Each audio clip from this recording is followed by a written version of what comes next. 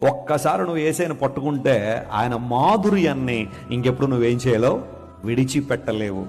మరి కొంతమంది వెళ్ళిపోతున్నారు కదండి వెస్లీ గారు, కొంతమంది లోకంలో పడిపోతున్నారు కదండి, యేసయ్యను వదిలిపెట్టి ఎక్స్ క్రిస్టియన్ అని పెట్టుకుంటున్నారు కదండి. అంటే వాళ్ళు యేసయ్యను సరిగా రుచి చూడలేరు.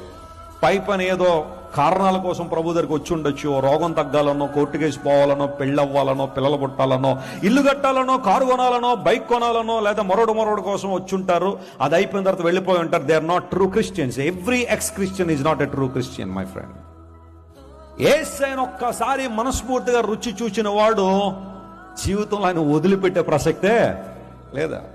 మీరు ఎవరైనా నా దగ్గరికి వచ్చి వెస్లీ గారు మీకు ₹1,00,00,000 ఇస్తాం యేసయ్యను వదిలేస్తారంటే నో ఛాన్స్. 100 కోట్లు ఇస్తాం వదిలేస్తారా? అక్కర్లే. పోనీ ప్రపంచం అంతా డబ్బు అంతా తీసుకొచ్చి మీ ముందు పెట్టేస్తాం వదిలేస్తారా? ప్రపంచంలో కాదు, నీకు అవకాశం ఉంటే అంగార గ్రహంలో ఉన్న విలువైన లోహాలు కూడా తీసుకొచ్చాయి.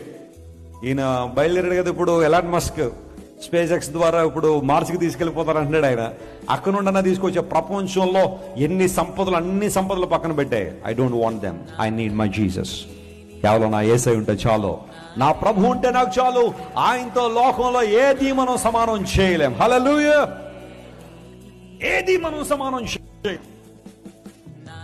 యేసయ్యను అంగీకరించడంలో మాధుర్యం అన్నది. I'm the bread of life. జీవాహారము నేనే.